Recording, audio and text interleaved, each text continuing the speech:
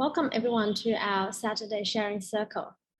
And tonight I'll keep sharing another rebirth case from a record of sages in the Pure Land, in Chinese, 净土圣贤录. Like I had introduced before in our first session, that this is a book which recorded nearly 900 rebirth cases from ancient time in China till nowadays. Okay, so tonight another very interesting case is the rebirth case of Master Dao'ru. It's from volume 1, page 270. So Dao'ru is a native of Jingyang, Bingzhou. In ancient China, this is the name of the city, and nowadays is known as Taiyuan, Shanxi province. It's also quite a famous city in China. Was the great-grandson, disciple of Chan Master Cuo. Okay, so what's the great-grandson disciple? It's like the disciple. Okay, so Chan Master Cuo, also known as Master Dao Cuo. Okay, Master Dao Cuo is actually not only a renowned Chan master, but also a Pure Land master. I think for people who study Pure Land Buddhism, they may have also heard of Master Dao Cuo, particularly for the Japanese Pure Land Buddhism. They also regarded Master Dao Cuo as one of the patriarchs. So this Dao'ru is the great-grandson disciple of Master Dao Cuo. In a way, I can also be said to be the great-grandson disciple of Master Yingguang. Okay, he vowed to save all sentient beings who are suffering. So this Master Dao'ru generated unsurpassed bodhicitta. This is very important also for Pure Land practitioners, particularly if you want to guarantee rebirth and you want to attain a higher grade of rebirth. This is what you need to do, to vow to save all sentient beings who are suffering. But whether we have the ability to do that, that's another thing. But first of all, we need to have this willingness, this firm vow that we go to the Pure Land also for helping all sentient beings who are suffering, so they can also transcend the cycle of samsara to liberate out of all sufferings in life. Okay, so this Master Dao'ru, not only he vowed, and he also made a golden statue of Amitabha Buddha, 1 zhang and 6 feet. So zhang is a Chinese measurement. It's equivalent to 10 feet. Okay, 10 feet and 6 feet, so that's 16 feet. It's about 5.3 meters. And he diligently made offerings to it.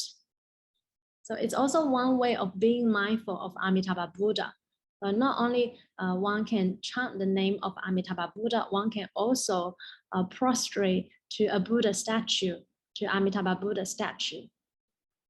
And suddenly, in front of the statue, he dreamed that a health official presented a document saying, okay, so this is in his dream, but while he was in front of the statue. So he dreamed that a health official, and someone may be like, what's a health official? A health official is like an official who works in health. Okay, it's a bit like, we have, in our society, we have officials, we have judges, we have governors, right? We have all these roles that sort of made up our society.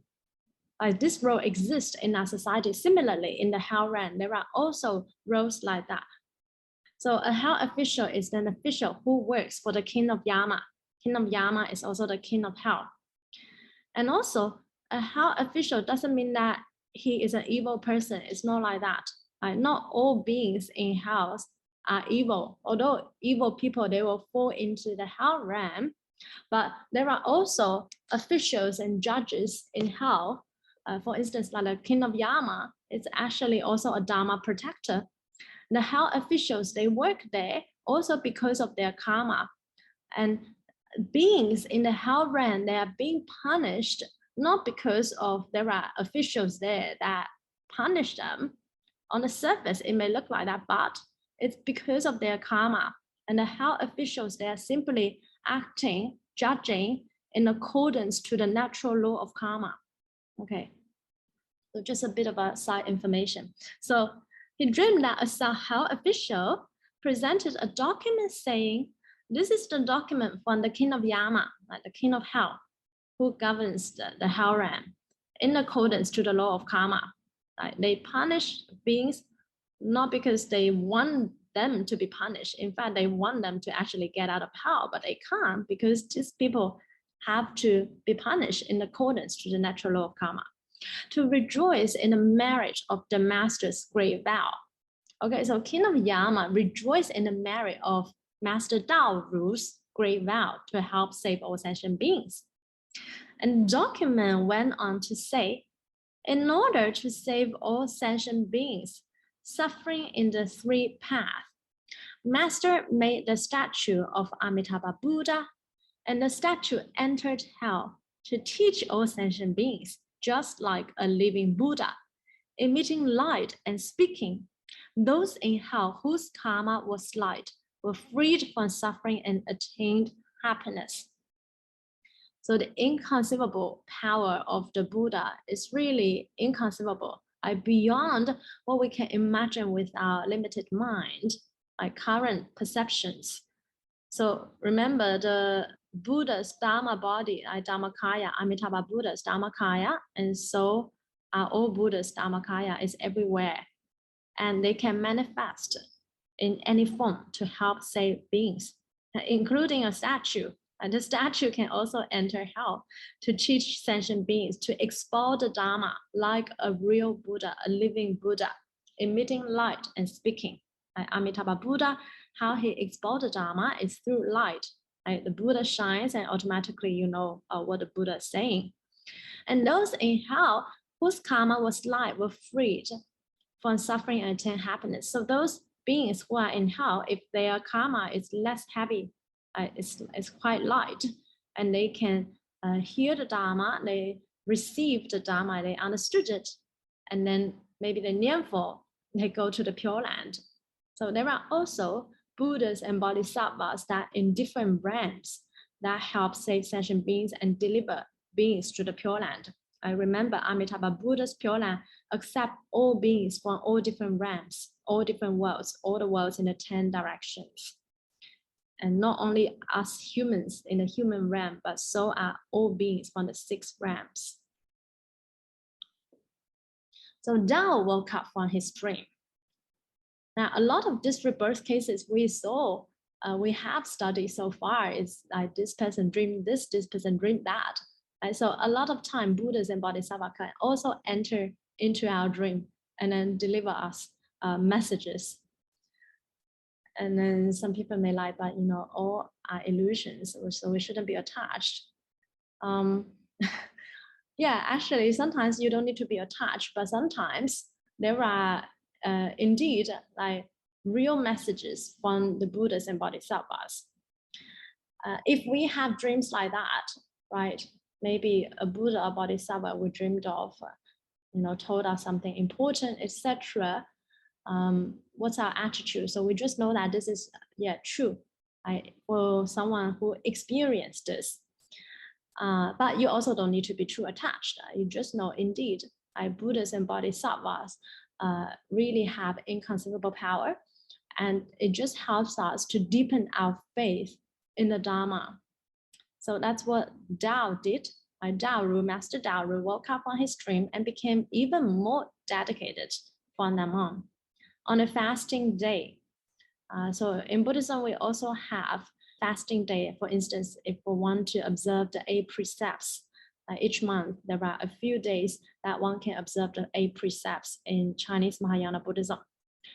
And there was light emitted from the Buddha's chest. And 5 or 6 out of 10 people could see it. So it's the statue that he made. On that day, there was light emitting from this Amitabha Buddha statue's chest. And then 5 or 6 out of 10 people could see it. So there were some people who actually saw it. Some people also dreamed that Master Dao'ru appeared in a golden body and went into hell to speak, or spoke the Dharma to hungry ghosts. So there were some people, they also had dreams, and then they saw Master Dao'ru himself appeared in a golden body and went into hell to speak, or to other realms, to the ghost realm, to speak to the hungry ghost. There are many such accounts. So one must know that his vow is not false. So his vow refers to Master Dao'ru's vow, who vowed to help save all sentient beings out of suffering. Okay, so yeah, maybe Master Dao'ru is a Buddha or Bodhisattva who comes back, right? Who knows? But yeah, it's quite an interesting and inspiring rebirth case. And another thing to sort of add on is it's actually a lot of merit to make Buddha statues. A few rebirth cases we have studied so far, they had built this Buddha statue or this Bodhisattva statue. And this statue, they also represent the Buddha's body. Whenever we see a Buddha statue or we see the Buddha Sutra, this is the Dharma body of the Buddha.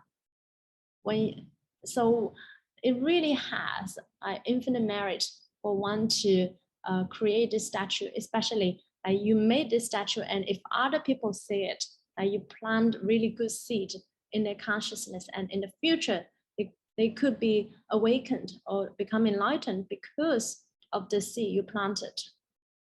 So if any of you think of making Buddha statue, I do it. In the future, I also want to make Buddha statue, particularly Amitabha Buddha statue. And hopefully this will also manifest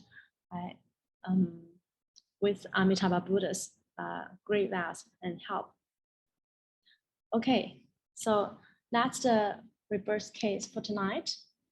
Okay, thank you, Amitofo.